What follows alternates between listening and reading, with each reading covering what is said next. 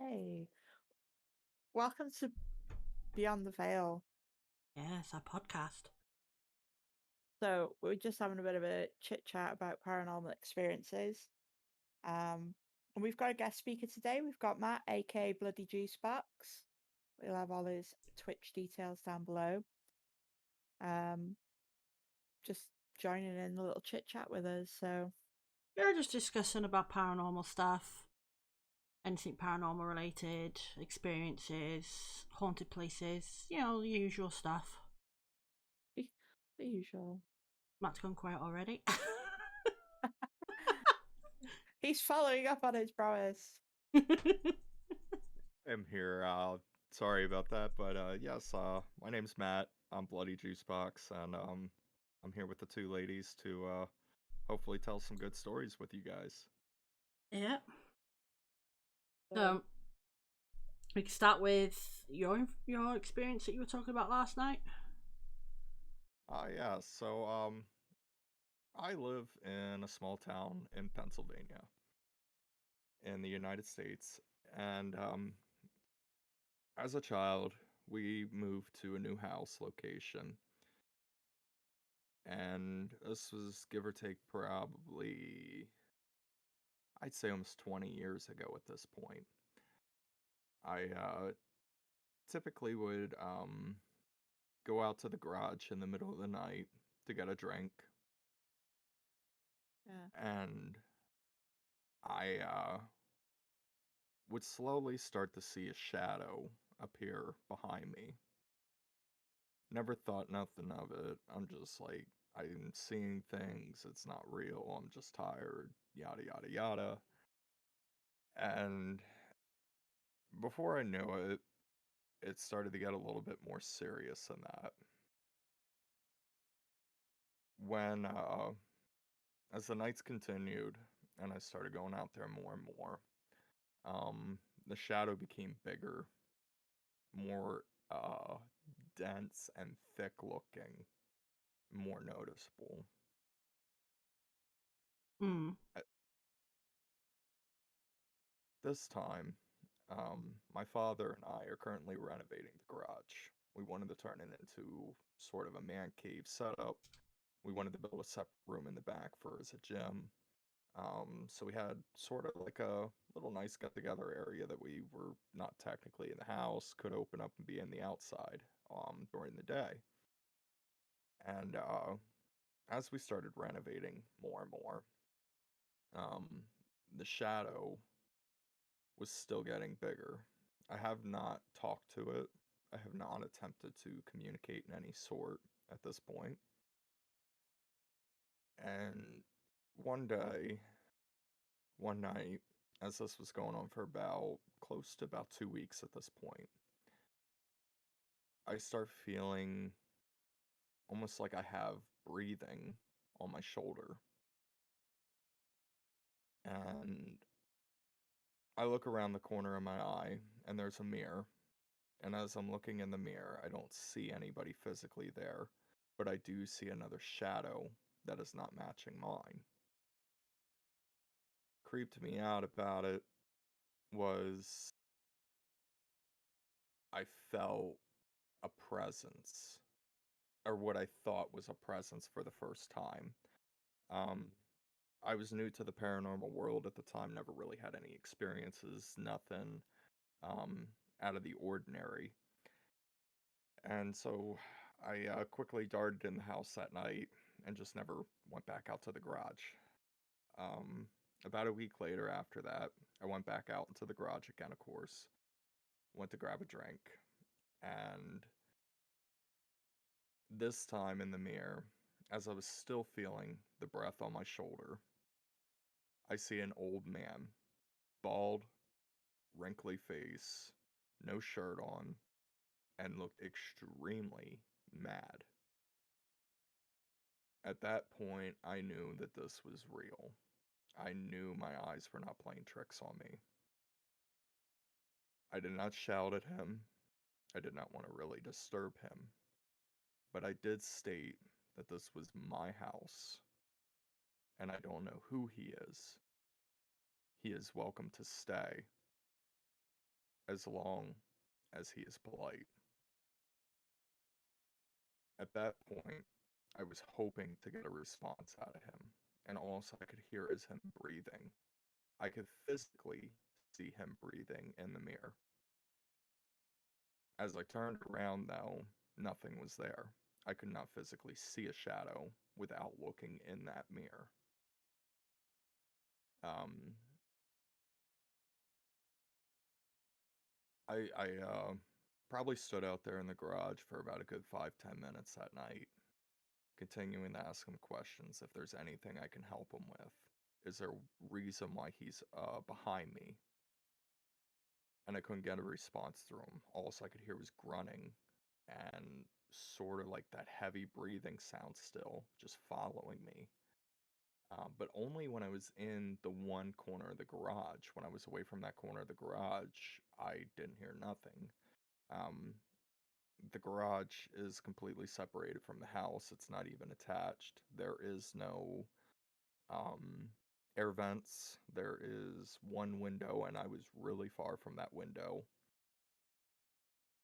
So it's like I sort of was just adding up that this is a real paranormal experience. To make things worse, about, I'd say 2 weeks passed. My fiance calls me, and I'm talking to her on my cell phone using a Bluetooth headphone. I go to walk out to the garage. Normal routine, grab the drink, of course, again. As I went to open up the garage door, I heard giggling in my ear, and then all of a sudden, a loud scream. At that point, I dropped my headphones, ran from the garage door, panicked, looking around in the area, and there was not a car in sight. None of my neighbors were out. I couldn't even see a leaf moving on the ground.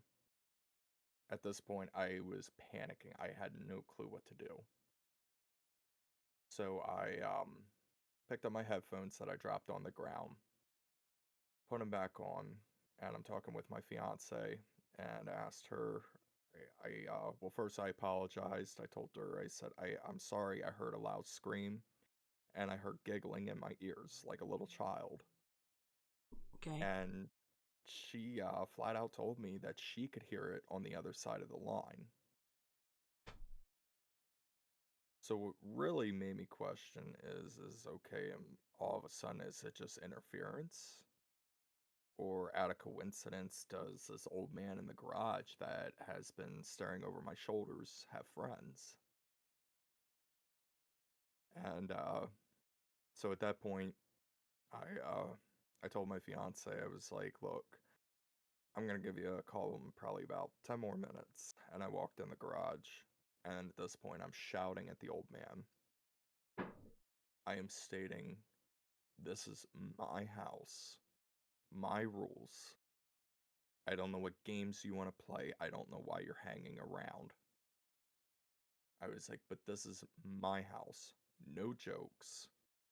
I was like, I will gladly talk with you and help you move on. I still could not get a response from the old man. But I did make it very clear that night that he is welcome to stay, but there will be no tricks, there will be no screaming, there will be none of that other disturbance of the living.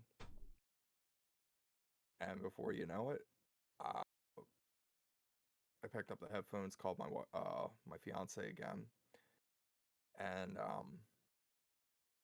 from that night forward, I stopped seeing the shadow. I stopped seeing the old man. It's just like everything completely vanished. But that was probably my first hands-on experience with dealing with the paranormal. It sounds like because ghosts can use um electronic batteries and stuff to charge, so they could do more activity. Yeah, use the energy from it. So a lot of the time you can hear voices through phones and stuff. Gosh. Yeah, it was definitely an eerie feeling, and like I said, they were a brand new set of headphones. They were just literally fresh on the market, released at Best Buy, and I could not explain it. And it was a Bluetooth connection, so it's a private connection. So there shouldn't be technically any interference from radio signals in any sort. Mm. Mm. Do you still live in that house now? I do. I have been living in this house now almost 25 years, and interesting fact about it is that yes, I live directly right next to a graveyard. The graveyard has roughly about 3,000 graves inside. Um, I tend to think it's a pleasant place to take walks through, but never honestly get creeped out by it at all. So, do you think maybe this spirit was either tied to the house or tied to the graveyard? Because a lot of the times they can wander to find new places to As exist. I got as I got older and thought of it more through the story, I believe I want to say that he was a roaming spirit from the Mm. graveyard. Yeah, more than Af- likely. yeah, after doing research on the house, I had met the original owners that had built the house, Oh along with the yeah. second owners of the house that we had bought the house through, which makes us the third owner. So, the old man had, from what I know of, no attachment to this house at all. Was there anything on the land before the house was built? Like a previous building or anything? There was not. From what I know of, the land was nothing but trees. Now, the interesting part with the property, when the house was first built, behind the house and beside the garage, there is a highway. It is the main highway to get in and out of my town.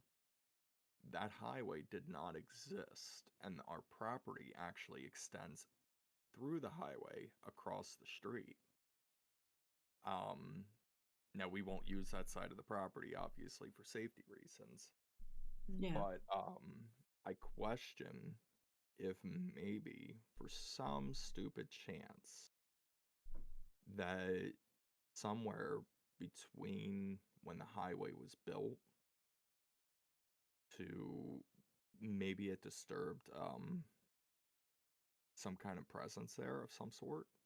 Possibly. Could have, yeah.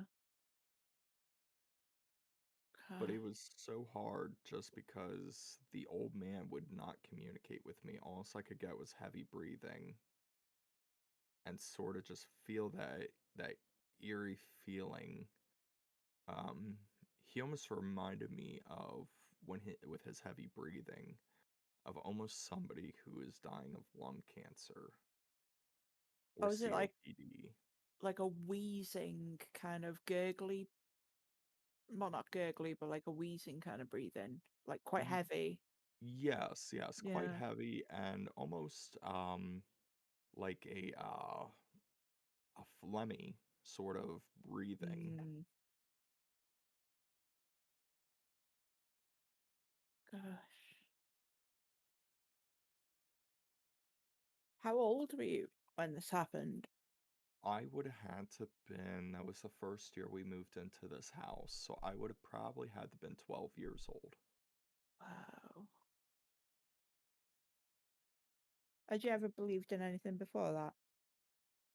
You know, for being like, I grew up with, at a young age of already like being introduced at like 5 years old to horror and your scary normal activity out there in life. Mm. And along with the violent crimes and everything, I have the full experience. So I I believed at that point already that yes, there was something out there, Yeah. but it was just awkward because it's you're never prepped for your actual first paranormal encounter, and you should never expect it. if you're expecting it, it probably never will happen, in my Yeah. opinion. Most definitely. Expect the unexpected, innit? Kind of Yep. thing. Gosh. I don't think I can remember my first paranormal experience because It's been I so think many. yeah, well, yeah, but I think it happened kind of gradually. See, where the house I grew up in, we live in like and I still live in this little town now. But I lived in a little village up m- like halfway up the side of a mountain almost. Mhm. And I'd go to bed, my mum would come and tuck me in, and my dad would say goodnight, but she'd leave the door open just slightly. I think it was just like a normal thing parents do for kids, isn't it? Leave the light on in the hallway and things like that. But slowly and surely, and I don't know when I became conscious of it, but I began to realize that there was something stood in my doorway to my bedroom. And I think the older I got, the more I sort of um how do I put it? I think the older I got, the more I understood it, but I always knew it was there, kind of thing. And it was never anything um Malicious. malicious. No. Yeah, I never ever felt scared of it.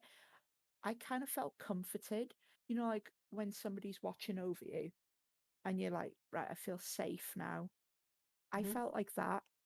And then years later, obviously, when I met Coco, um, I think you came and spent the night at my house or something like that, or you Yeah. came for tea or for dinner or something like that.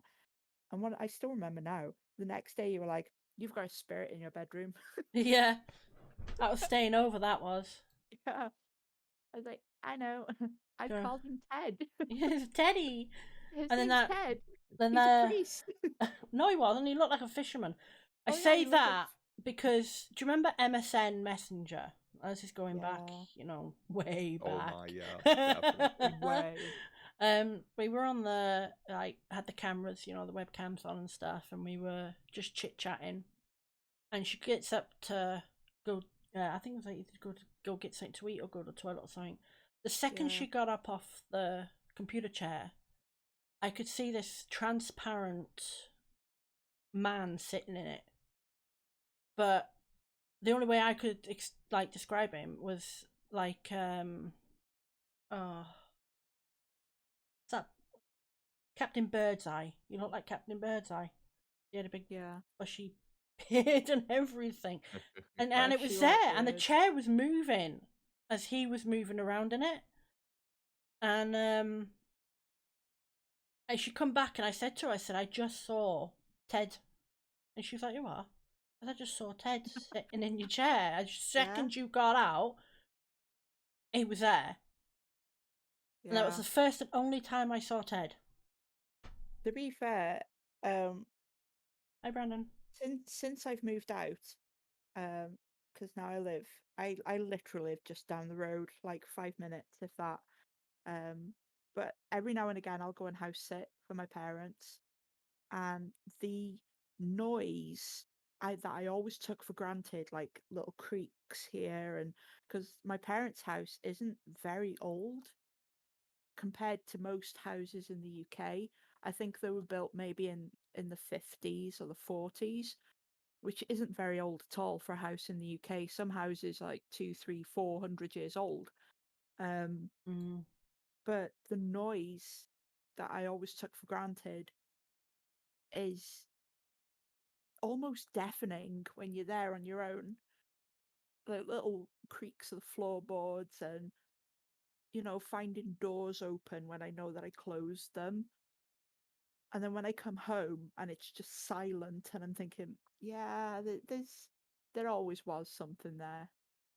mm, Um, but yeah, that was my first the realization that there was something beyond quotations normal. Absolutely. I definitely agree. I feel like when you do finally experience it, you get used to that true experience Hmm. and their natural vibes that they give off to you just from being around. Yeah. It's it's mad. And then I met Coco and her mum, and I'm sure like Coco will tell you about her and her mum in a moment. But um, definitely when I met Coco and her mum, I opened up a lot more into the paranormal side of things, and like supernatural and things like that, and extraterrestrial and things. Um, but I don't know. It comforts me to know that there's something beyond our mortal plane, almost. And I know that sounds weird, but Oh, no, no, not at all. I highly agree.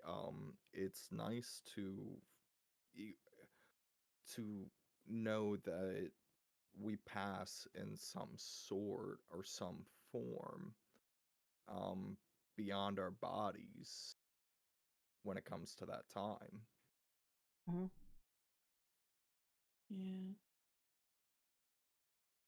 yeah. I know a lot of people believe, what they believe. It's they have their right to believe in what they want to believe.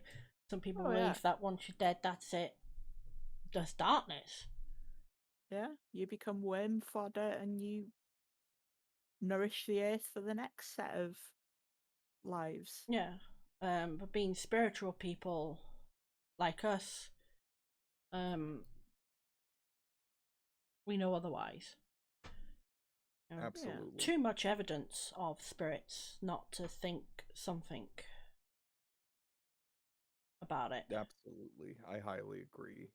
Now, do either of you two believe in with the paranormal that you may be what they call sensitive? Oh yeah. I was born. See, now most people acquire the sight, if you were, um, through traumatic experiences,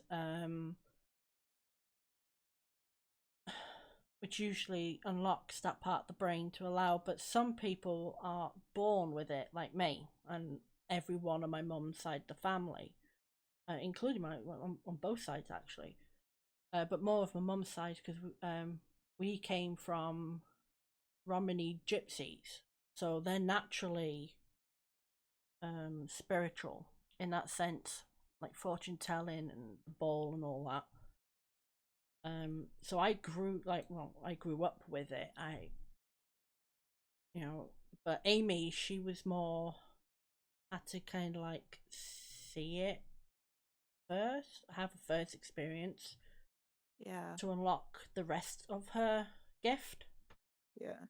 And I still hold back a lot now because I second guess myself a lot. Oh, I do. Right a bit. And it holds me back, sort of um in in a spiritual way. It holds me back. So Yeah, absolutely. And both of you have excellent experiences with that because um, some people, like you said, don't realize that they're sensitive till they run into that experience. Oh yeah, And this. mm, some are just extremely strong and know, guaranteed, what they're feeling with Mm-hmm. being in the normal environment in the world. And there's so many different layers of clairvoyancy. Is you can get some that see both, which is clairvoyant, so they hear it and they see it, and then you've got clairherent, which is hearing, and you've got can't remember which one it is uh, for seeing, but then you also have empath, me. me as well. I'm all of them, but my main strength, I would say, um, is the empath because I am very good at reading people. The second I meet someone, I know if they're a good egg or not. They don't even have to open their mouth, nothing. I just know. Um, and with the empath, we have stronger emotions, so we can feel emotions more strongly. So that's why I know a lot of people are like, oh, you should go to an asylum, go ghost hunting in an asylum. I can't do it because of the empath. Could you imagine, like, all those suffering souls that have gone through so much and they're still suffering in death and all that emotion? Empaths pick that emotion up like 1,000 times more than most people, Mm. and it really messes with you. So, like, okay, yeah, maybe one day I might go and do one at an asylum, but oh, I know I'm not going to enjoy any second of it. No, I completely understand. When I started investigating paranormal as I got older, um, and started getting more into traveling with it, Mm. I realized I have that same exact feelings, Mm-hmm. and it took that one bad twist. I was in Gettysburg, Pennsylvania at the time, not far from home, and there is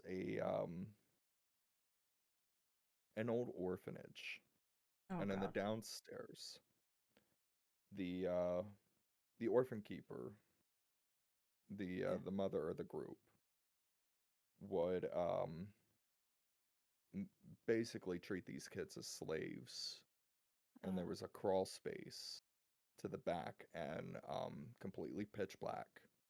When you got back there was chains coming from the wall, and the kids were literally cuffed to the wall for days on end in these dark tunnels that were just crawl spaces basically underneath the actual orphanage. And I learned at that point, when going through that experience, I feel emotion strong. Yeah. And I pulled myself out of that situation within minutes because I could not stand it. I could hear the kids crying. I could see the hunger. I could see everything. And at the same time, though, what creeped me out the worst over it is by peeking over my shoulder, I could see the mother standing there laughing. And I'm like, this is not right. This is not a story to be telling and or experiencing. And I quickly darted out of that room and sat in the back corner for the rest of the tour. Yeah. Not surprising, but unfortunately, that sort of stuff happened back then, didn't it? And even to today, some care Yeah. Absolutely, systems put in absolutely. place to supposed to care for people don't. We have documentation in Pennsylvania here of events and stuff like that. Broad events, I should say, of that stuff going all the way up to the 1990s still. Wow. Mm. And it's Like we're Penhurst, that was all the way up to the 80s, wasn't it? Mm. yeah. Penhurst went for quite some time Yep. before it was actually officially shut down. Uh, the interesting part about Penhurst, now Penhurst is a pretty darn long distance from my place. Pennsylvania is very broad of a state. But that is the state school and hospital is located in Spring City. Now, they were in operation for, I believe, around 50 years during the first half of the 20th century. Um, it is a building literally when you get there. It's cut off from the public. It's in its own little road that ends to literally nowhere. It's very and it was very overcrowded and out of control when in operation. Mm, yeah. Um, but they were most well known. They are probably the most haunted place in Pennsylvania because of their brutal mistreatment of the mental ill patients, Yeah. and that's what led to their actual closure. But unfortunately, it took numerous deaths which left a mark on the building permanently. And there's no doubt that I mean, even if that building was torn down, those spirits are not free to move at this No, point. there's always something darker usually holding them there. And unless Absolutely. that dark force is dealt with, they can't move on with their lives, but can't with the rest of their existence. Yes, yes, I highly agree with that. But yeah, Penhurst is still on my list. That one's gonna be a hard one for me to do. Um, Mm. between the emotions to just the fact of seeing past experiences with professional teams of the paranormal going into there, Yeah. that it's a touchy feely activity. There's a lot of movement, there's a lot of grabbing, scratching, Yeah. to you name it. And I'm not a fan of scratching. Grabbing is one thing, but scratching is another. Especially when it's like a paranormal scratch as well, a supernatural scratch. It burns so much. Absolutely. I won't forget my first scratch. And Oh. when I take some of new people out with me to get the experience on their hand or help out with an investigation, I always, when they tell me a burning sensation, they feel hot, they feel cold, they feel anything like that, Mm. I ask them to show me where it is Mm, because I want to make sure we're not having specific claw marks on us. yep. Yeah. You also need to know as well, like a lot of amateur um, investigators, or even people just like like to explore abandoned buildings, that don't expect to come across any paranormal activity, but you have to learn that before you step in to either the building or wherever you're investigating, you need to learn how to protect yourself so you don't get Oh, scratched, you don't get pushed, you don't get bitten, or even taken over, or even like attached to, because they like to attach to anyone. So you have yeah. to learn to Absolutely. protect yourself first, to prevent that. And a lot of people don't realize that, and then that's when they get into the more serious trouble. Um, and all if only they knew protect. And it's so easy to protect yourself that you can use obsidian crystals. They physically Absolutely. cannot absorb negative energy. They repulse it backwards. They just like nope, nope, or even saying the prayer. It don't matter who to. As long as you believe that that prayer can work and give it an intention, then it will protect you. Even having an object, like any object in your pocket, like whether it's a penny or I know a lid of a pen, as long as you give that good intention, that you believe that that will protect you, then it will. It's the power of the mind and the intention behind it. Absolutely.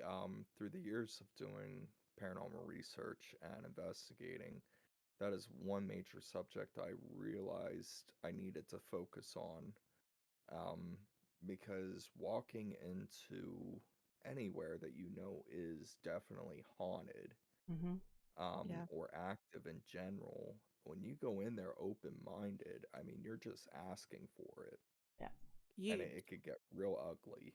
Yeah. you might as well just be waving a flag like, "Come here. I'm Yeah, here." yeah, it's Yeah. like take Provoking over. provoking never helps either. And you get these people that are just turn up just with the intention of provoking and pissing it off. Then when something real bad happens to them, they're like, "Well, why did it do it to me? Or why do you think?" If Yeah, you ask to be yeah, touched and it touches you, don't freak out. You've asked for it. exactly. Unfortunately, I had that kind of luck where I don't have to even say mostly anything. I just naturally, for some reason, attract. So, I mean, I could sit there right directly on the ground the second I enter the building, and I am almost guaranteed within an hour I will feel somebody or hear something close to me. Mm. You're a very open person then. Yes, and I struggle with that. My wife is tries to help me out with that Mm. before we would wind up going out, but there's only so much she can do to help because she knows how I am. I'm very open in general. Um, I'm not a judgmental person whatsoever. So I tend to be extremely relaxed. Um, I learned over the years, though, yes, I'm getting better at when I go out to sort of have a headstrong going through versus um, we know what we're going to expect, Yeah.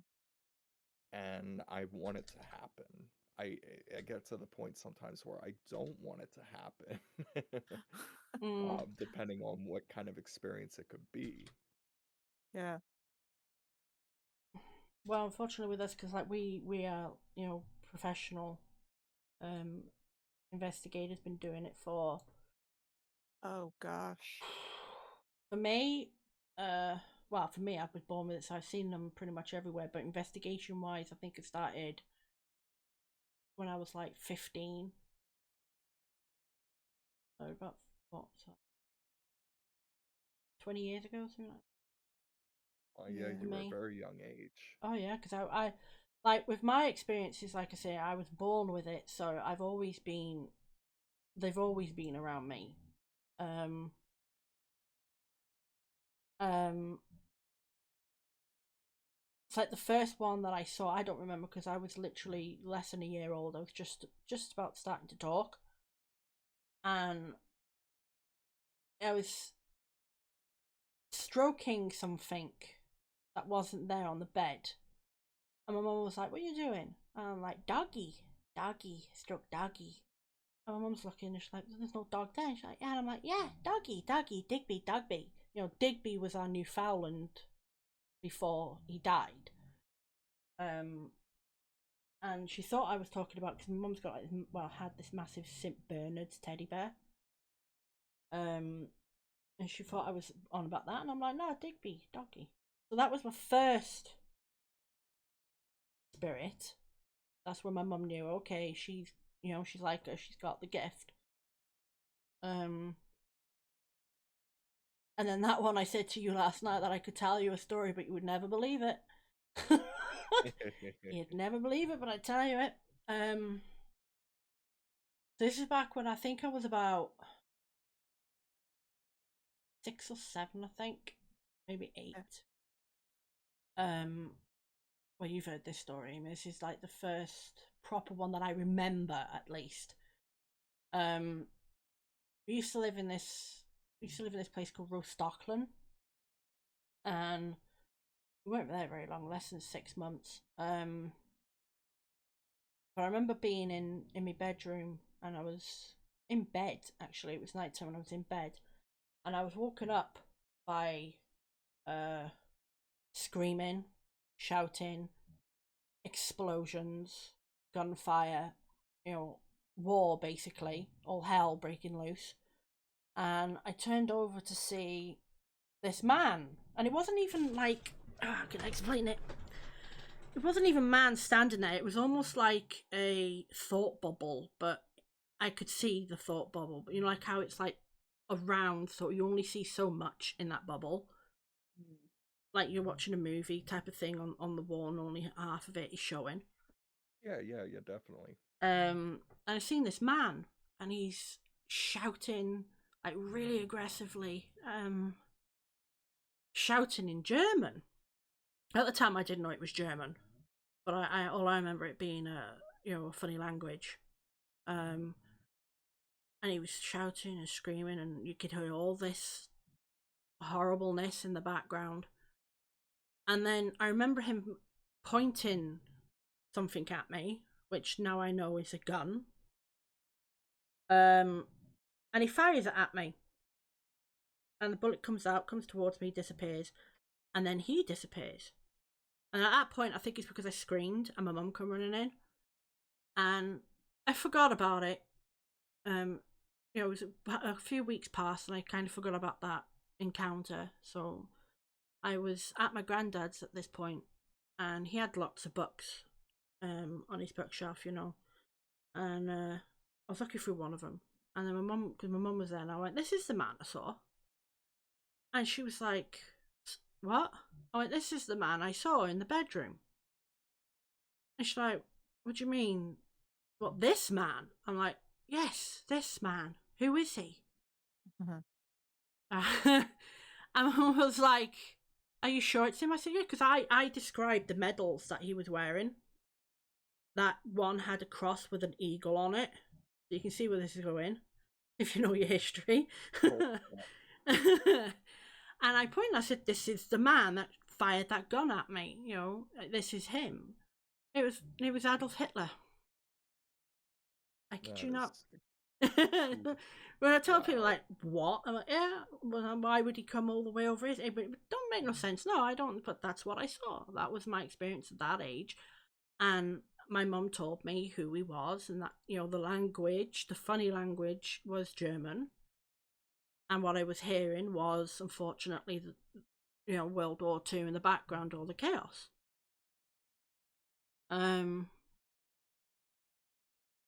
Yeah, I only saw him the once though. That was that. I don't know what the hell it was. I can't really fully explain that situation. But that was the first one that I really remember. That is like almost like, I mean, that's definitely scary, actually, Oh, it was. You stuff like imagine? that. Yeah, Especially, I mean, imagine if you would have known who he actually was before the experience. yeah. I mean, that is just wow. Well, if I'd known, if he'd come now, I would have told him, "Go fuck yourself." But Well, back that's true, then, I know what you did, mate. You don't belong here. But yeah. back then, I had no idea who the hell Adolf Hitler was or anything, and my mum was really shocked with that. That I described him to a T, before finding him in this book. Luckily, we didn't have to stay in that house very long, because then we moved to the farm after that. But that was my real first experience, and I know when that's what I mean. Well, I can tell you a story, but you're never gonna believe it. No, I'm glad you shared that because I would have never guessed. But the second you started describing what he was wearing, Yeah, I knew exactly where you were going. yeah. Yeah. But yeah, I'm glad I never saw him again though. Oh jeez, I'm glad. But yeah, Gosh. that was the first one, and I it's Wow. just I just can't even imagine how seeing some, because you're like not first proper, but seeing somebody as opposed to an animal mm. was quite traumatic, actually. That's where my gift started growing though, because what do I, me with my Because of the gifts, trauma. not so much the thing, but what do I see more of? Like my mum's a medium. Yeah. I'm a medium, but I don't really use my gift as much. But I see more of the nasties Yeah. than the pure. When my mum sees, like, loved ones and stuff like that, good ones, where I see the opposite. Yeah. Yeah. Um, and I think that's probably where that started. The first nasty, you could call him. Hmm. I do see good ones as well, but it is majority of the time it's the nasties. But then I got through to a point where I was like, "This is a curse. I don't want this gift. This is not a gift. It's a curse." So I would switch that off. Mm. Um, Hold on. Brandon says to join the chat thing on the stream, Matt. He's like talking basically to you, but you can't see it. All right. So what was I saying? because you don't like it, so you turn it off. Yeah, so I turned it off, so I stopped using it. But as I got older and started learning more about it, how to develop it, how to control it, how to understand it, what's going on, now I know why I see the nasties. I see them because I can get rid of them. Yeah. See, since I realised that, my main thing is like, we get paid for this. It's not happened lately, but with everything going on with COVID and stuff, but I have been to places, not so much an investigation, more like just me and my mum, because somebody's having issues in the house type of situation, where we go and I'm like, okay, yeah, I go around the rooms and I'm like trying to feel the energy, and then I see stuff that, on God, some of the shit I see, it could be in horror movies, foreign games, video games. Some of the stuff is really messed up. Oh, absolutely. I highly agree with that. I could just feel like just the intention off of them. So I end up getting rid of them. I use part of the fact that I'm Wiccan as well. I'm a Wiccan witch, so I use that with the gift. So like combine the two together, and I get rid of them, and they never come back. And I've had done that so many times, and the people have never called back saying, help, it's back. So, when you bump into them later on, like whether it's a few months or a few years, and you're like, oh, is everything okay still? Like, oh yeah, everything's fine. So I learned after that this is the reason why I see the nasties, is because I can get rid of them and they fear me. But with my mum, they hide themselves from her. That's why I always get dragged to places. Because she can't pick up on them where I can. Yeah. Absolutely. And with being Wiccan, there is actually benefits with practice and the studies of being Wiccan that help increase the spirit in detecting other spirits when you're out there. Yep. And protecting yourself again. Yeah. Oh, absolutely. Absolutely. I started at a very young age learning in regards to different religions and beliefs out there, from Wiccan, paganism, demonology, to you name it in general, and just started at probably about 15 years old of just buying books and books everywhere I can find them, and just that's what I enjoyed reading. Yep. And it's like everybody like looked at me and they were like, "Oh, he's studying paganism, this and then he's so horrible," and I'm like, "No, not exactly. I mean." Yeah. I I've been interested in it for a while, obviously, but personally, God, how long ago was it now? About 4 years ago, I went through a bit of a bad time personally in my life, and I stepped back a little bit from anything paranormal, like, investigations or even just trying to see anything, because I know that I'd leave myself open. I wasn't in that headspace. I wasn't mentally prepared to deal with that. And I don't know, now that I getting back into it and reading and listening to you two today has got me definitely interested.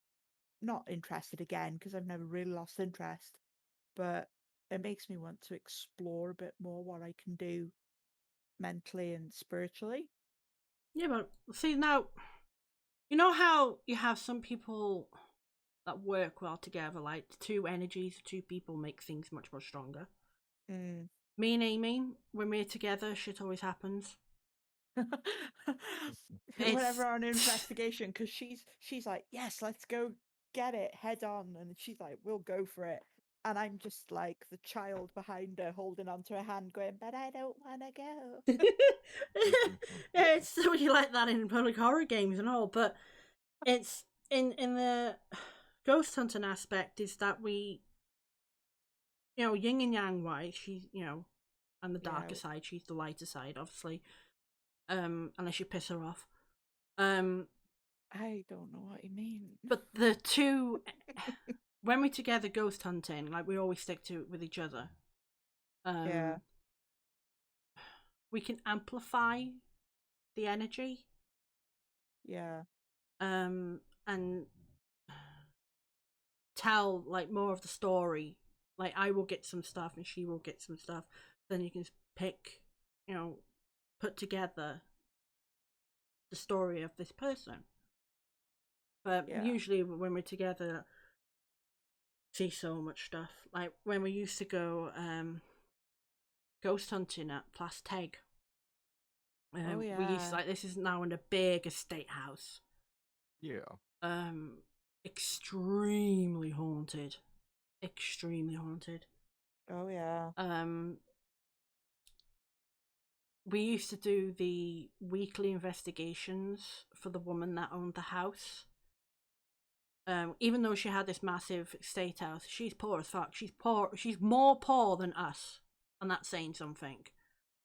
Yeah. And the only way she can fund to eat, basically, or heat one room up, is to allow tours on Sundays and ghost hunts every week.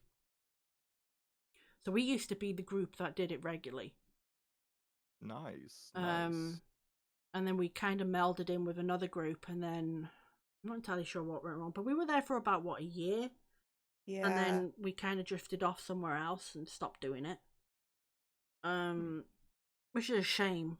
But I remember it is a beautiful place. Beautiful place. Some rooms I'm happy with being in, and one room I'm not. Really not. At all.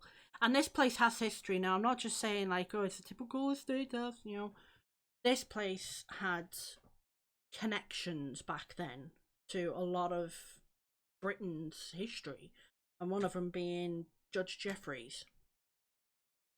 The drunk judge, as they call him over here. And I think he's in America as well. I've heard some stories that he was also over there for a little bit too.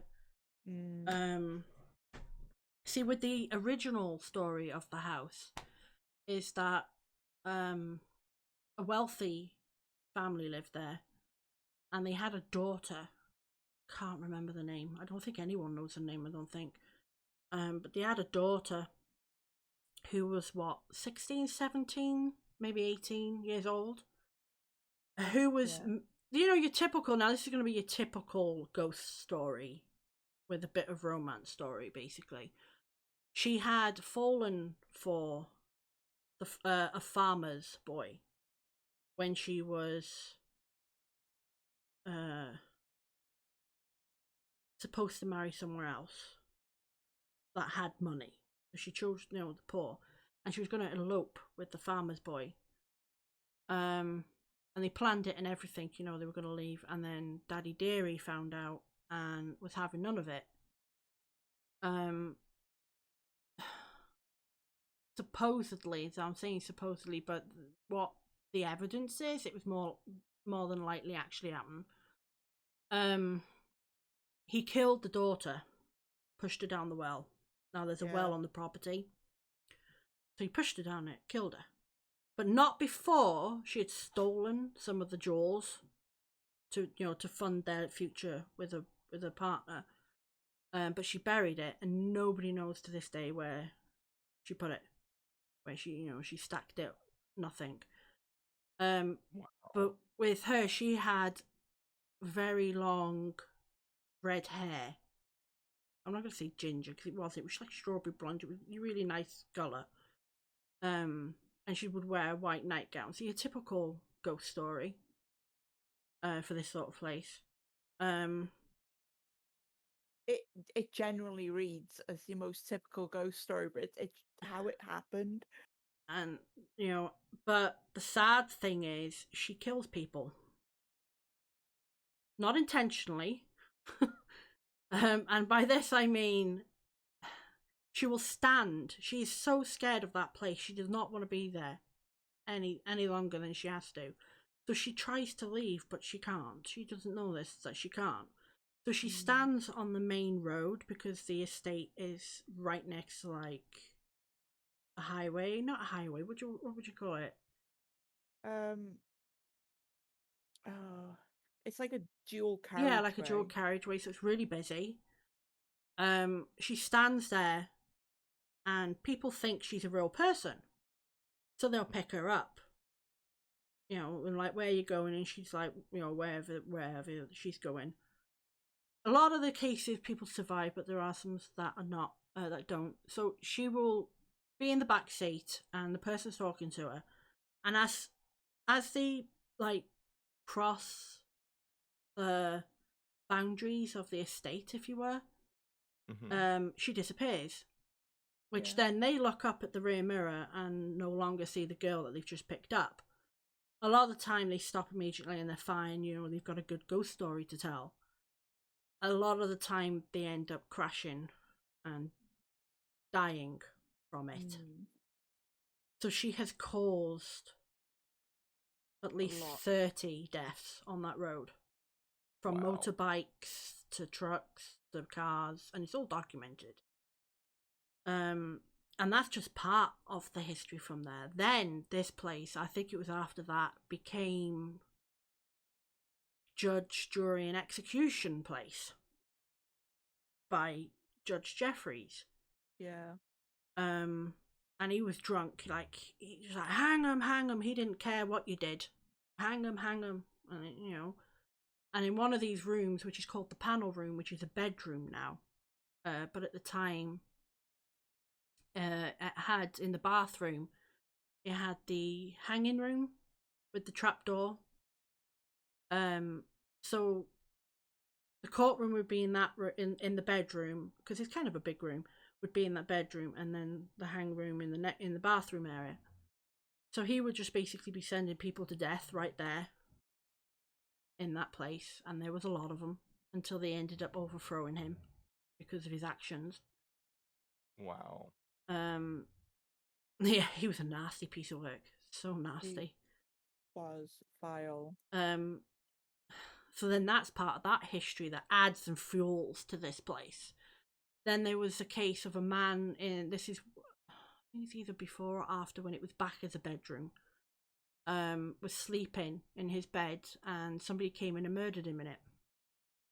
And this is still 100 years back, 100, 200 years back that this happened. And he still lingers there.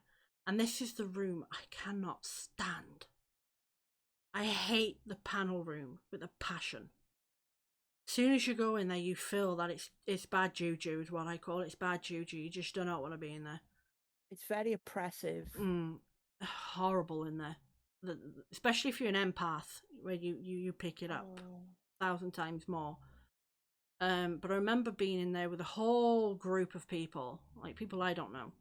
Because obviously a lot of these investigations are public to help pay, So you're the group taking around strangers. And I remember being at this table, like 10 other people, a round table, sitting there doing a seance, and holding hands and stuff. And I just felt so horrible in this room that I literally tried to bury my head in my shoulders, like put my shoulders up against my ears and closed my eyes so tight. I just didn't want to hear and I didn't want to see. Until I looked up and saw this white, transparent figure walk behind two people in front and disappeared. And I closed my eyes. I'm like, oh God, please tell me I didn't see that. Please tell me I didn't see that. And then I remember the person next to me going to me, did you see that then? I'm like, oh no, please tell me that wasn't real. And she's like, I just saw a white figure go walk behind him. I'm like, oh crap, okay, so what I saw was indeed real, and I wish I never had seen it. After that, I hate that room. I don't really go in it. Even if we were to like go for like a tour, I won't. No. I won't go in there. I will avoid that room at all costs. No, I don't blame you. It's just so horrible in there. But the room across it Lady Jane's room, oh my god, I can sleep in there, no problem. And I have done. I've fallen asleep in there a few times by accident because it's so comfortable feeling. You feel safe. You feel welcome. You know, like the woman, she was an elderly lady, so she was very grandmotherly feeling. So she's like, if you fall asleep, don't worry about it. Welcome to type of feeling. And Yeah. me and Amy seen her once. Yeah. Um, we were walking down the massive hallway, weren't we? That had all these statues and Yeah. armor. What do they call it? Like What do they call just them? Statues with the armor on it. The like knights. suits of armor. Yeah, suits of armor. I say, yeah.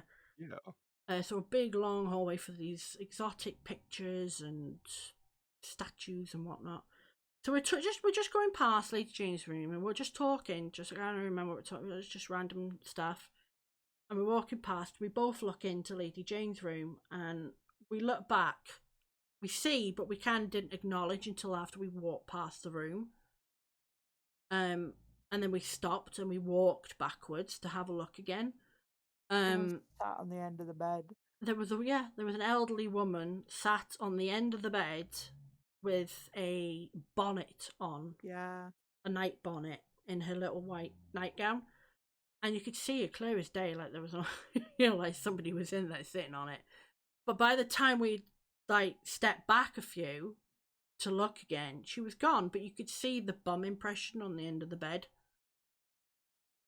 And we just looked at each other like, did we just see an old lady sitting on the end of there? That must have been Lady Jane.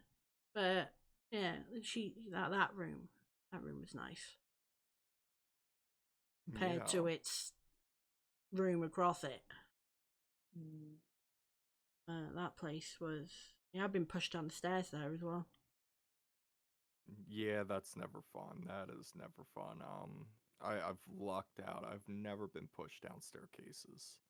Luckily, I didn't go down completely because there was a line going down it, like a line of people. So I kind of just fell into the person in front. I slipped, and they're looking at me like, "Well, you're all right." And I'm like, "No, I got pushed." It's the only time. But the grand staircase as well. That now there, when I said to you about I don't go to charity shops because items can be attached, have stuff attached to them. Yeah. Well, this place, their grand staircase, if you were, is from a Spanish Inquisition ship. Like, like way back when the boats were still wooden. Absolutely, yes. The whole staircase was made from a Spanish ship that sunk due to a battle or something.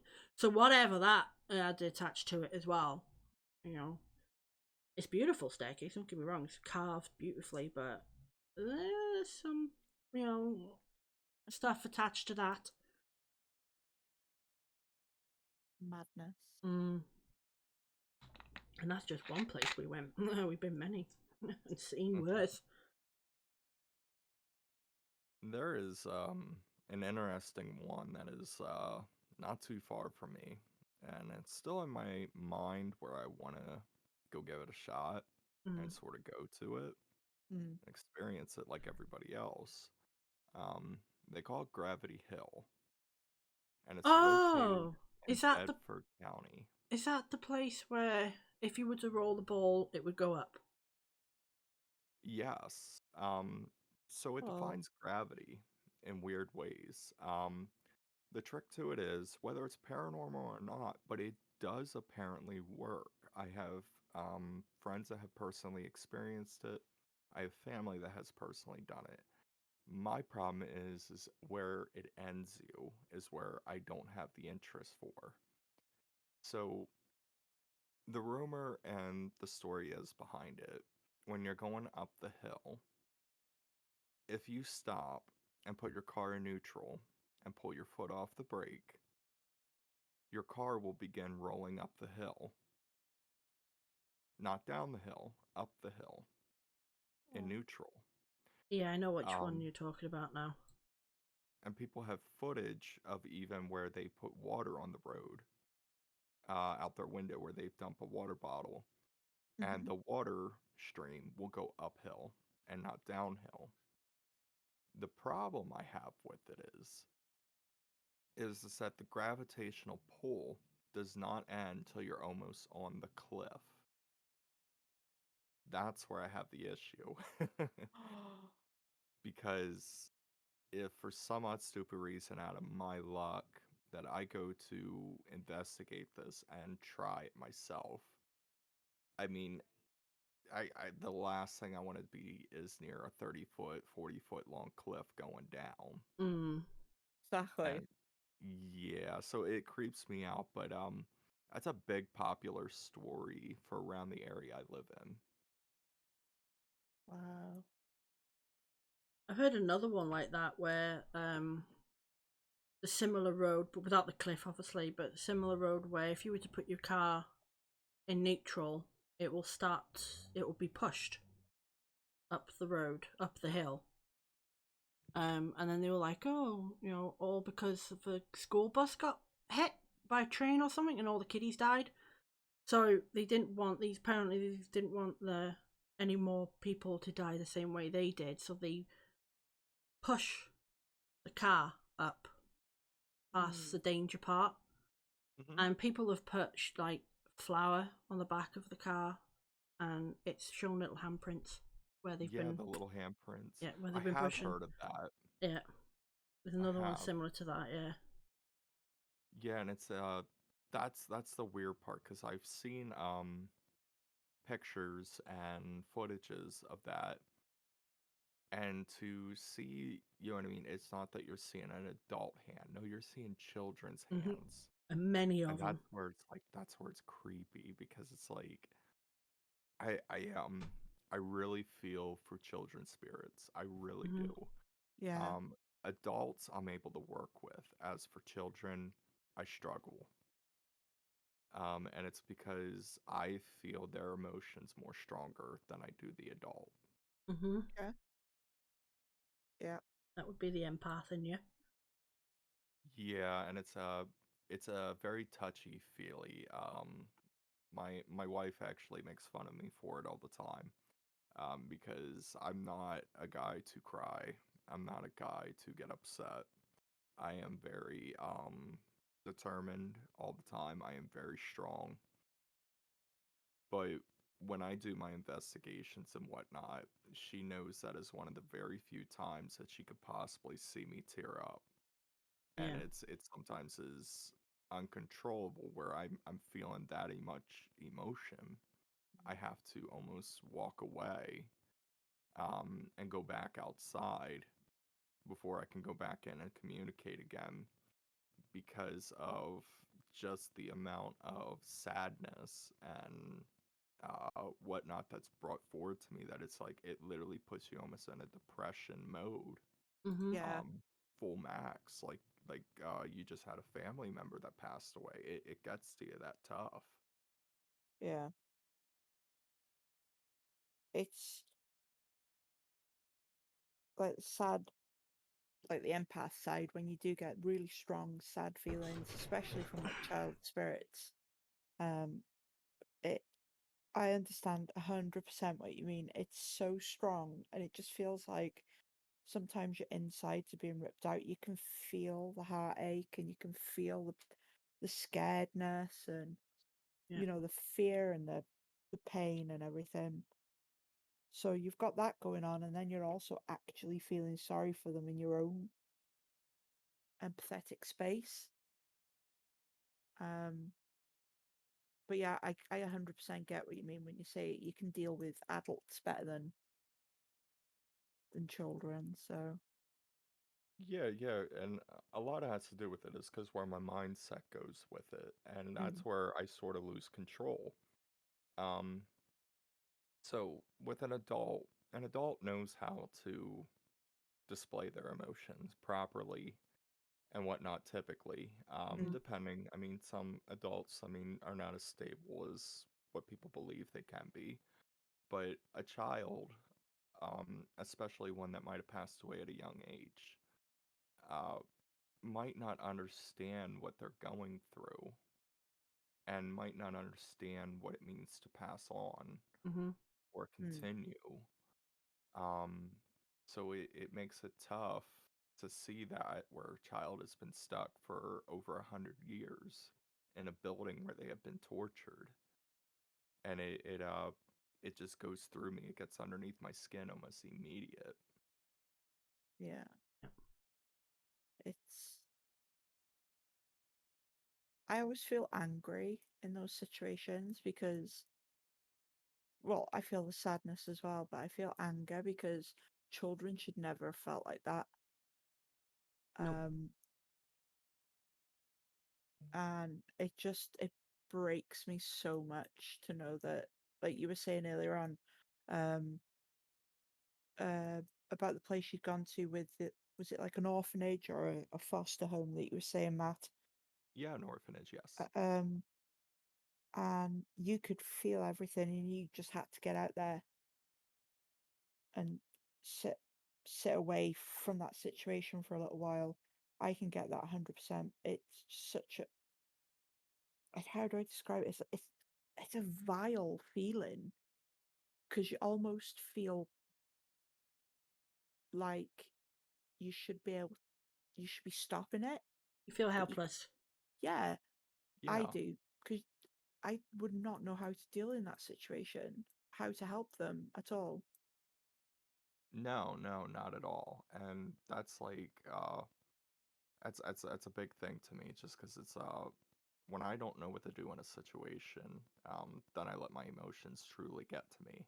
Hmm. And then it gets nasty from there. Oh gosh. Uh, So, where else have you been that you've had experiences? Um, so once again, a lot of my exploration I did was here in Pennsylvania. Mm-hmm. And my most recent one, now me and my wife have not traveled around since the pandemic has hit. Mm. mm, We're getting slowly back on our feet, but a lot of places just won't let us uh have how can I put it full permission at this point due to protections and just stability of buildings around my area. Yeah. But most recent one I have been to is a small town called Centralia. Centralia is an easy way to put it for all you horror fanatics out there. Silent Hill, the movie and the video games are all based on this small town in Pennsylvania. Back in 1962, there was a coal mine underneath that was very active, and it was what mainly supplied the income to around that town and other close towns around it. And one year, they decided to have a community fire or a community burning day where everybody in the neighborhood basically gathered their fire, put it on one pit. The firemen were there to help control it, and they basically burned the trash down. The unfortunate part, the fire got out of control, and it spread and spread and spread. And before you know it, it dug itself down into the coal mine itself. oh, The coal mine lit fire, and the interesting part about this, now we are in 2022 right now, and that fire is still going stronger than ever. The estimate is still given at least another 250 years till that fire at least starts to semi die down. Um, the odd part about it is the town still has a residence list of, I think, under 5 people that still live there Mm-hmm. with the town on fire. And when I refer to the town on fire, I'm not saying, okay, buildings up in flames, um, or physically really being able to see the fire. It's a coal mine fire, so the fire is directly underneath your feet. And my wife and I got to experience this before they started shutting down main parts of the full experience. And as you're walking through, you can see that they have attempted over the years to slow the fire down, to control it. There is giant lead pipes coming out of the ground all over the place, um, where the fire is at its worst peak. And you could literally see the smoke rising out of these pipes to ventilate it from trapping too much heat under the ground. Um, but as you're walking through the street, there's huge cracks all along the roads. It is completely morphed. It looks like almost like I don't want to say a bomb dropped, but um, almost like a pure war zone situation. Mm-hmm. And it's definitely a neat experience to see. One of the biggest parts there is called the Graffiti Highway. The Graffiti Highway was a main highway used in Pennsylvania that took you through the town into others. And it's a rough road to walk on. It's very cracked. And obviously, I mean, the reason why they call it Graffiti Highway is completely covered in graffiti from visitors of the past. And we walked down that for probably a good 5 miles. As I'm walking down through there, it's becoming harder to breathe. You can smell the fire beneath you. You can smell the fumes. And anybody that has experience with breathing in um, fumes from a coal fire, it is absolutely horrible. Mm-hmm. And you could feel the temperature differences. So as you're walking through, when we went, it was about 30 degrees outside. It was raining on top of that for most of our visit. Um, and you could literally, as you're walking through, feel anywhere from 10 to 20 degree, 30-degree differences of increased heat beneath your feet. And you could smell the differences. But there's a lot of weird situations that go on there, and this is why the Graffiti Highway no longer exists. It is completely covered now in dirt mines, or yeah, I guess I could call it that. But the as we were walking down through, um, I seen one local resident there, and I felt bad for him. He was because of the vandalism and everything else through there. Uh, he literally was walking up and down the highway with a big trash bag and a pick, picking up soda cans, beer bottles, Mm-hmm. um, to you name it. And it's like it's such a shame to see that people would do this to a Oh, they do. historical Yeah. environment. And what gave me the most creepy, eerie feeling of going down there, we're walking through, and I've heard stories in the past to watch out for it and not come in contact with certain people that might be there.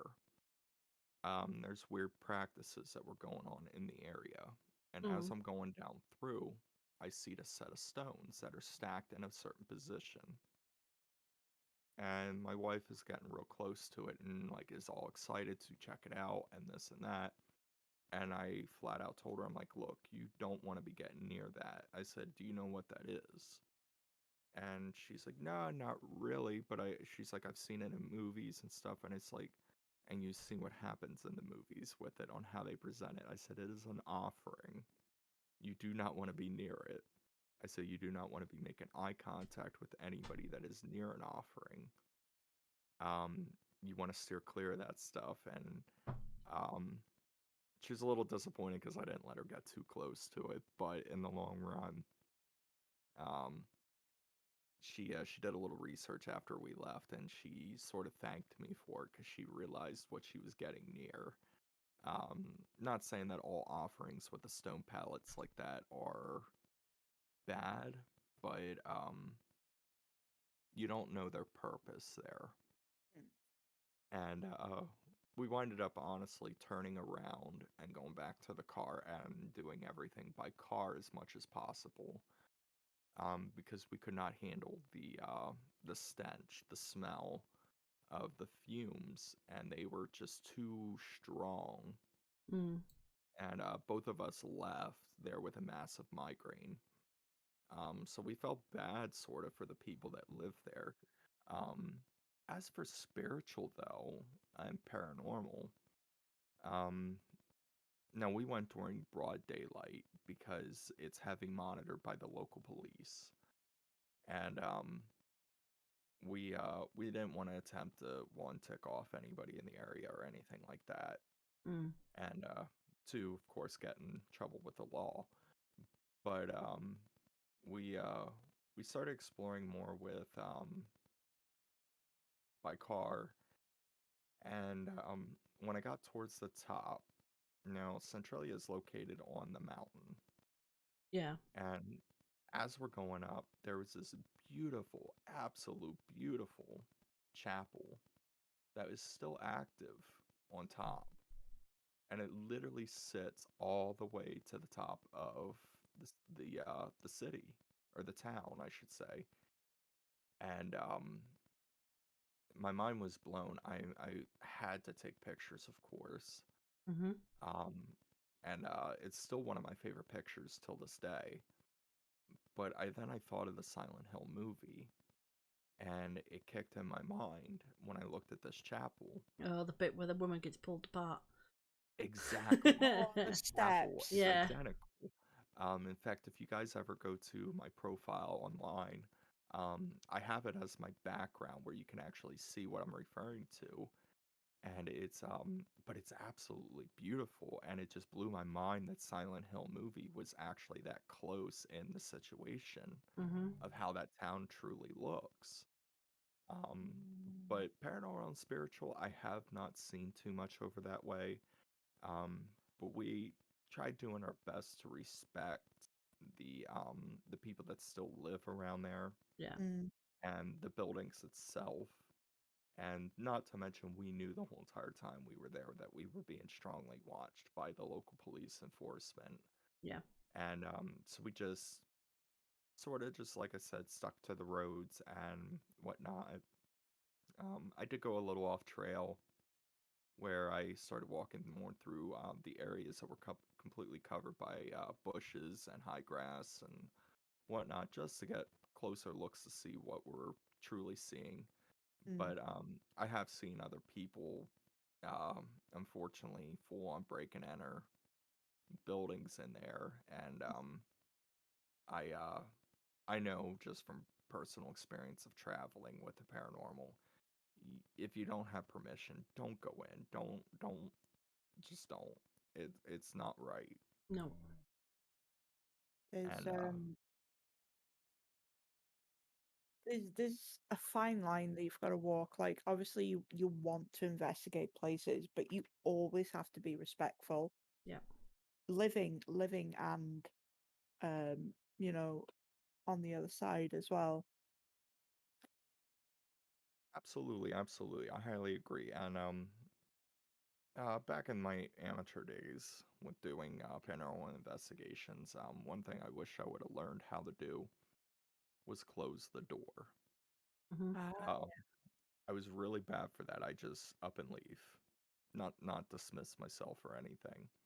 mm, Um, nowadays, the complete opposite. I give fair warning. I explain that, look, I will be leaving in roughly 10 minutes to leave the spirits in peace, and this is your time to um,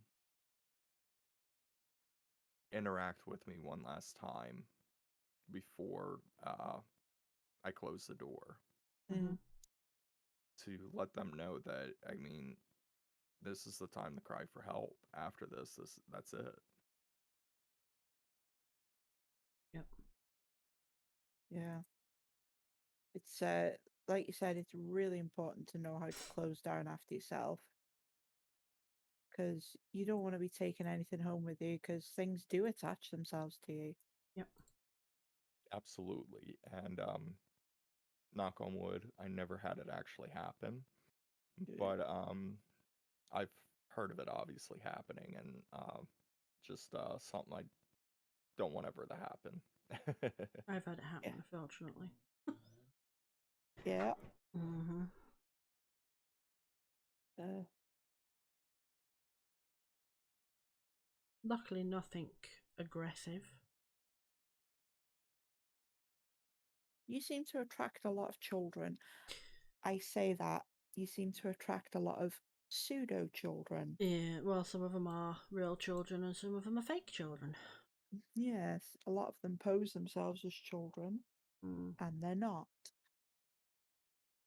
Yeah, the one I had in this flat when I first moved in, well, I say she because I do think it was something other than a child. When I first moved into this flat, 4 years ago, Yeah, something like that. aggressive poltergeist behaviour would be the best word to choose for that phrase for them, for her, whatever it is.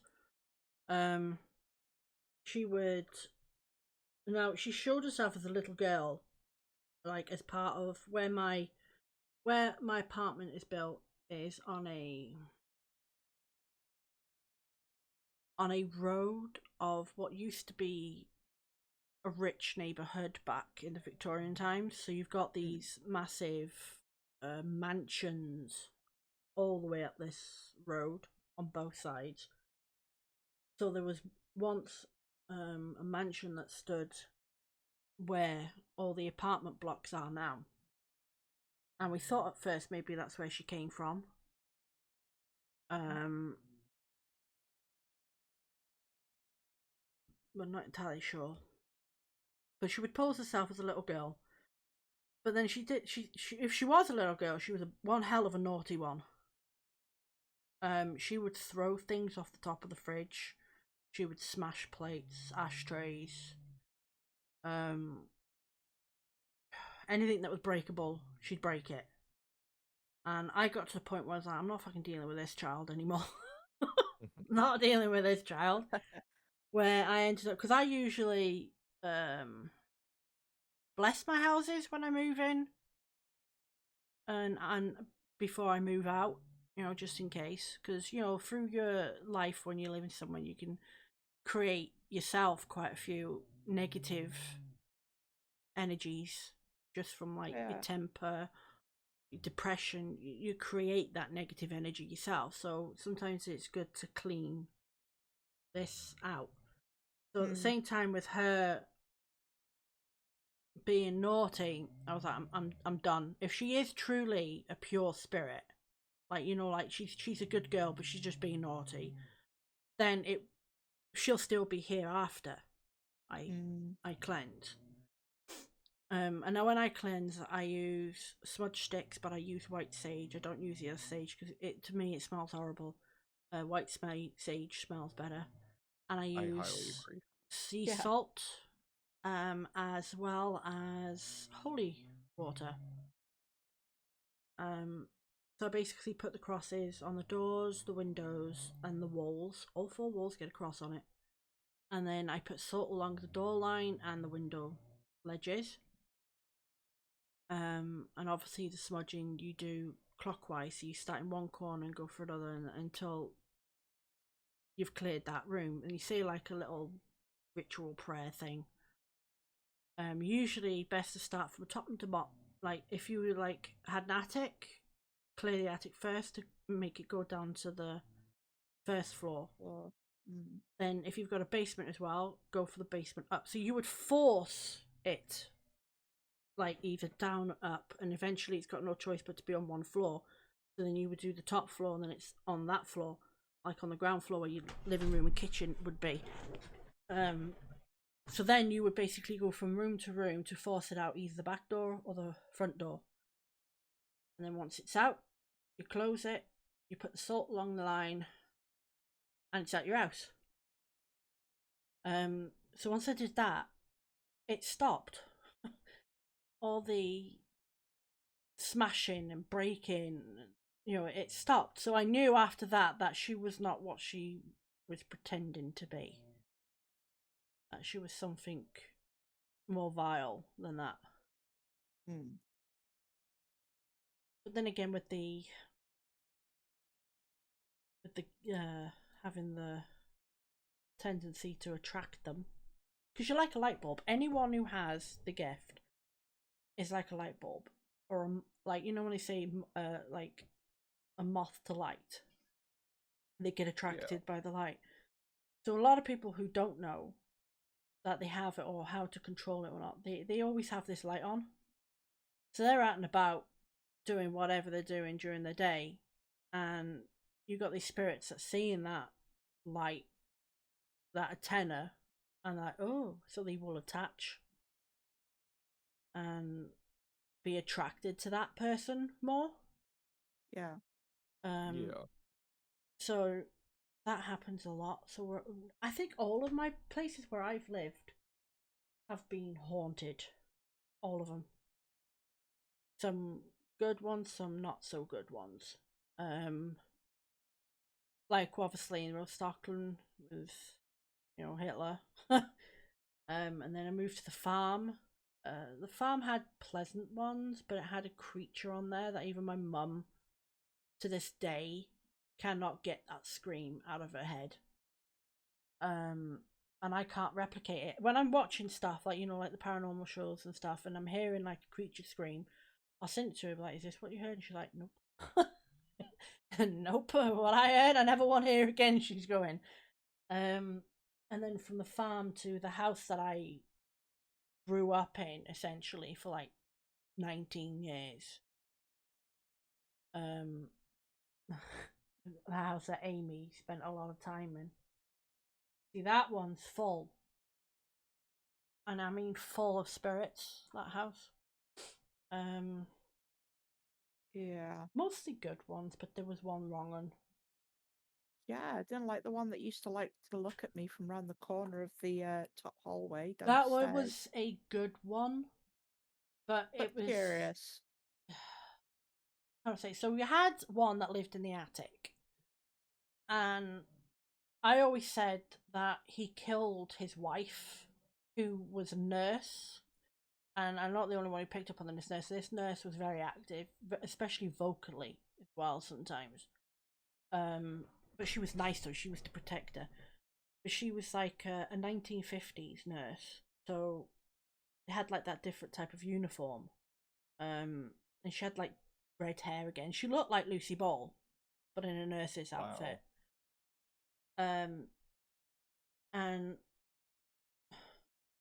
I was convinced. I don't know why, but I kept saying it for years and years and years and years that there's something in that attic and it ain't pleasant. And I was like, what do you mean? Because only in my part of my room, like the ceiling area, you would hear stuff being dragged across the floor, old timey music, talking, just weird stuff, but only in, like, you wouldn't hear, if you were to go out the door, you wouldn't hear it, but only in my room, part of the ceiling, you would hear all this stuff. And I said for years that I'm convinced he killed his wife and put her in a trunk, and that's what I could hear being dragged across the floor. Because she kept, even my dad seen her once, and my dad's not a very spiritual person. He calls it hocus pocus, but when he does see things, but he's seen her come through the ceiling, like look down through the ceiling. So I was like, well, yeah, she's definitely up there. I just told my mum for years that he's up there and he's a nasty, nasty, horrible spirit.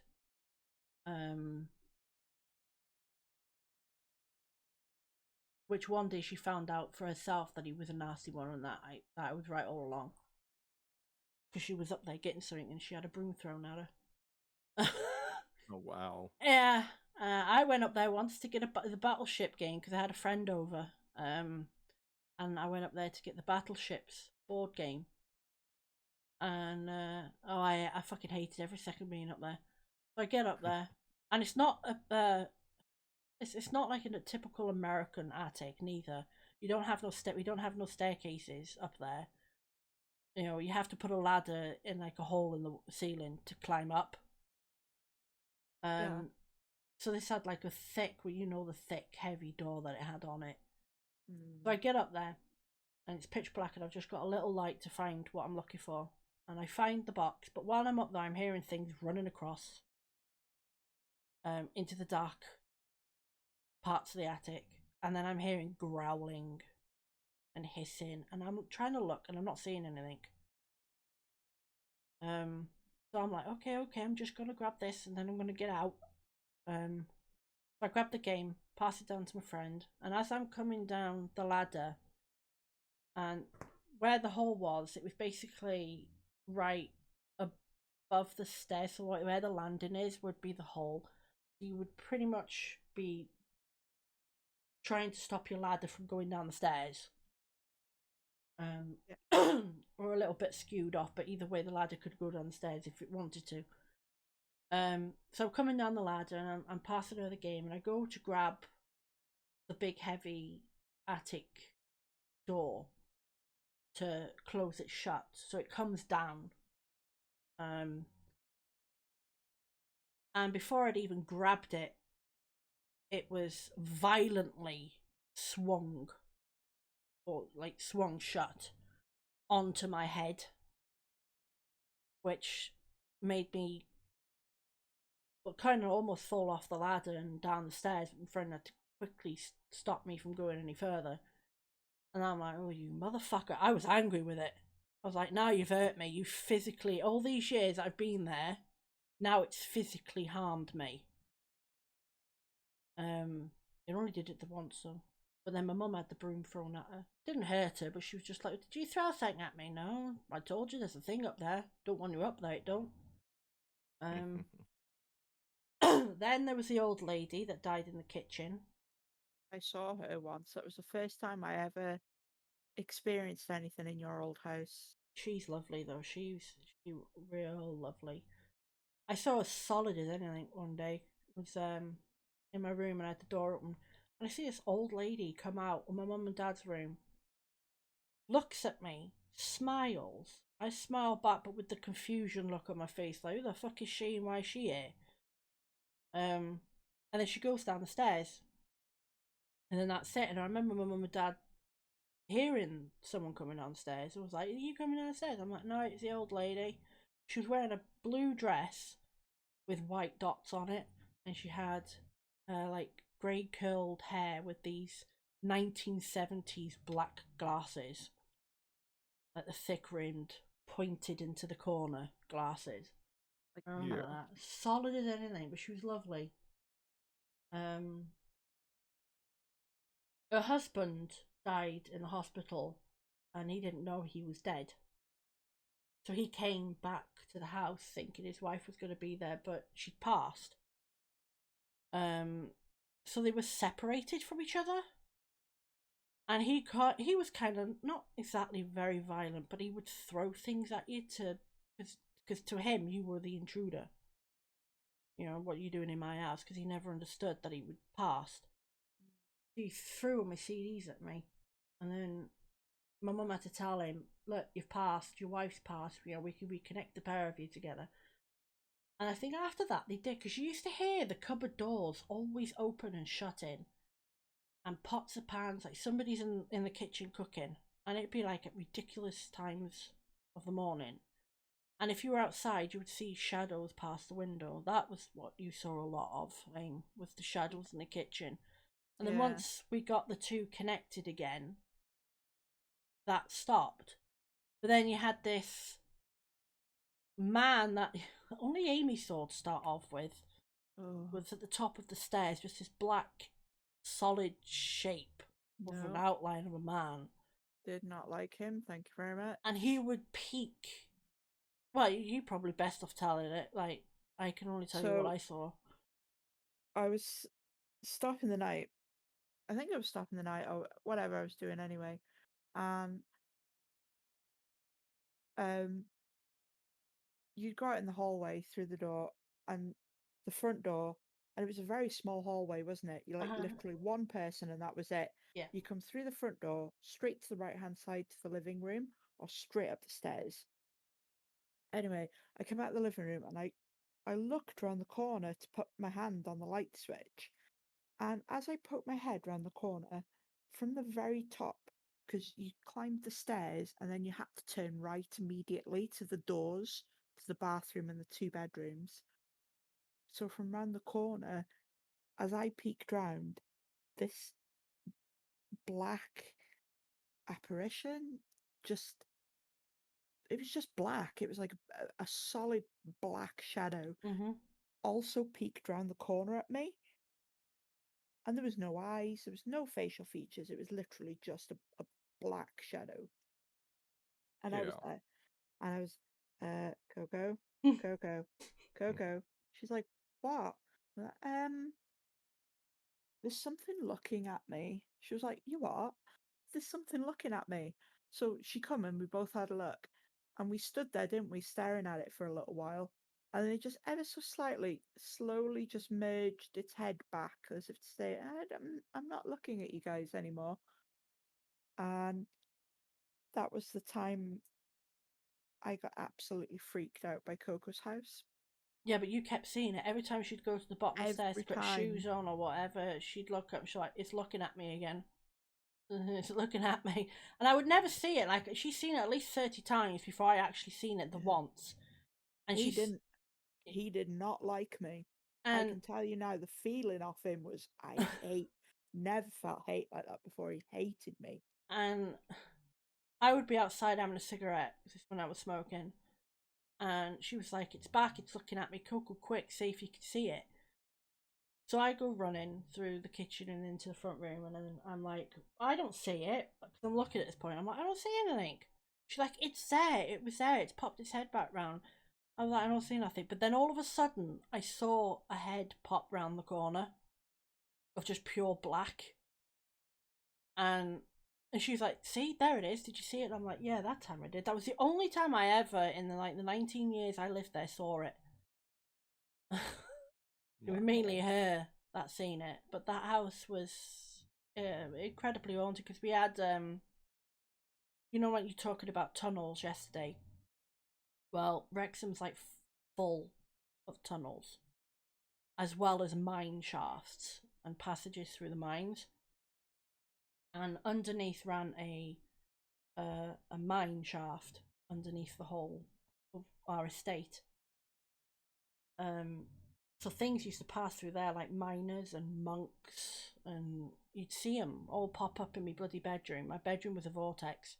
They would just show up. One night, it scared the absolute hell out of me that I thought death was standing at the bottom of my bed, because all I saw was this thing in a black cape, like cloak, like death. So I thought death was there. It scared the hell out of me because he started off in the corner and then he got closer to the bed till he was at the bottom of the bed. And I was like, I screamed, my mum come because I must have been about 14, I think, at the time. My mum comes in, she's like, what? And I went, "The Reaper's standing at the bottom of my bed." She found out later it was a monk. It was a monk that. And he had his cloak up. But at the time, seeing that in the dark, your one thing you jump to is the Reaper. Christ, now it's my turn. That place was really haunted, but it had its good ghosts and it had its bad ghosts. Like the nurse, she was the protective one. She was the one that, watched over the house and watched over us from any bad things happening. Like one time when it was my 18th, my mum left a candle burning throughout the night by accident. And I was woken up to my name being called.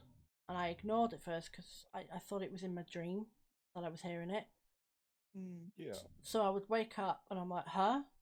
And then I wouldn't hear it then, and I'd be like, "Oh, okay, I was just hearing it in my sleep." So I'd end up just about to nod off, and I'd hear it again. I'm like, "Huh? What? Who's that?" I'm going, and then nothing. So then it gets like to a point where it ends up shouting at me, like shouting my name, kind of aggressively. So I'm like, "All right, I hear you. Fucking hell, I'm getting up. What's the matter?" I'm going, like as if I speak to the parent, like getting up for school or whatever.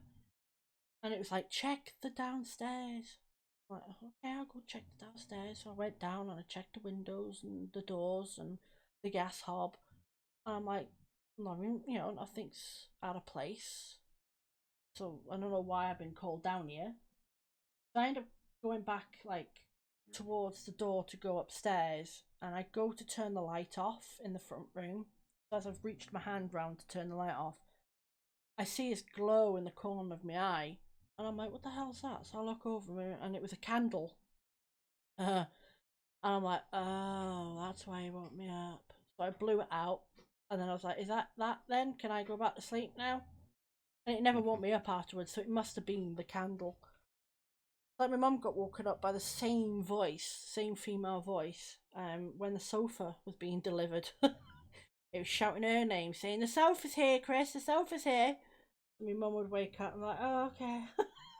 So she was vocal, but it was only the time I ever heard her, and it was the only once my mum heard her. But other than that, she was a protective spirit. Even when my mum sold the house, reluctantly, should I say, when they sold the house, she asked her if she wanted to go with them to their new place. But I said to my mum she won't, because she's the protector against that thing in the attic. And because there's a new family moving in, she'll want to be there to protect them. I know that. I presume that's where she still is. Protecting that family. Like I say, ghosts are everywhere. Oh, absolutely, absolutely. Definitely.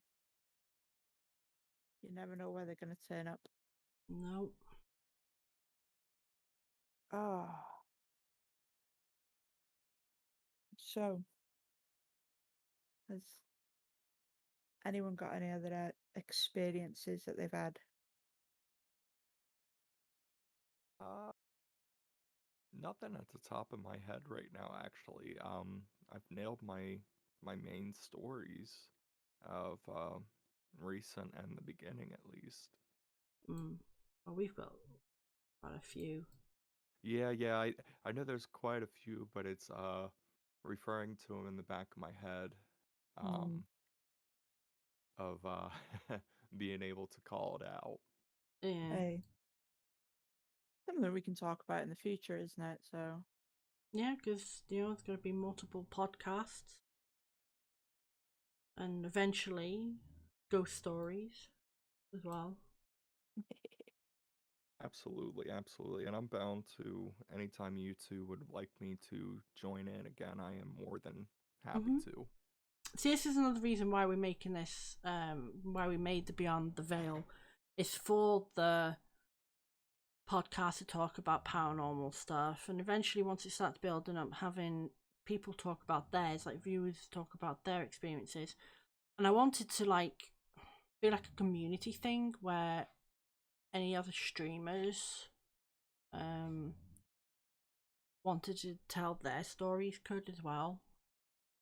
And I've got a few people that are in up for storytelling and stuff. One of them's even writing his own. I didn't have to really write it. You could just tell an experience, or just read one off the internet. Yeah, honestly, I mean, I thought of it before this of writing my stories down, but between time consumption and just getting prepped, I was like, you know what? If the story is that good, you should know it off the top of your head. Mm-hmm. yeah. But sometimes when you just say it without preparation, if you will, it just flows a bit better, I think, sometimes. Oh, absolutely, I agree. Oh, I think we could wrap it here then for the first episode. yeah. It's gotta be. I feel like this should be like a weekly thing. Yeah. Obviously different days with your working for the time being. Your days shift, don't they? It always adds a day onto it, so every 4 days is different. Like when I stream 4 days a week, it's sometimes it's on different days. Yeah. We can certainly do it once a week. Just sit, chat, even pick a different topic, like maybe alien experiences, or It depends what people want to hear about. Mm. I mean, if they want to join the Discord and give us a little message, throw out what they want to have a chat about. If they've got their own stories, they're welcome to join us. Yep. Yeah, I agree. Doesn't hurt, especially what the community wants to hear. Yeah. Eventually it'll pick up and it'll be a bigger thing, bigger audience and stuff. But it's the very first one, and I've got to load up to YouTube yet as well, because this one's going on that channel. So yeah, running three channels, trying to get content for each. That's what I was doing for the main one last night, and then now I've got content for the new one. So Yeah. So, yeah, we should definitely do this again. Make it a regular thing. Definitely. Absolutely, yes. Matt's like, I'm up for it. Always, always. To be able to socialize about this stuff with people that understand and whatnot and are open about it is very hard in my area. I mean, not a judgy thing either. If you've got a story that you think that people won't believe, believe. It's your experience, you know, what you know is the truth and you believe it, then it's true. We're not going to judge. Christ, you all heard my Adolf Hitler story. You know, a lot of people are like, that's a bit of a weird thing, but yeah, that's my, you know, my experience is what happened. Yeah. I don't entirely know how or why, but it is what it is. Yeah, I think we're going to wrap it here. Okay. All right. So I'll just do the outro. So thank you everyone for checking out the first podcast episode. Thank you. It will be a weekly thing. So hope you have a wonderful night. We were joined by, again, BloodyJuiceBox. Check him out on Twitch. I will leave his link below. Yeah, have an all good night and see you all tomorrow.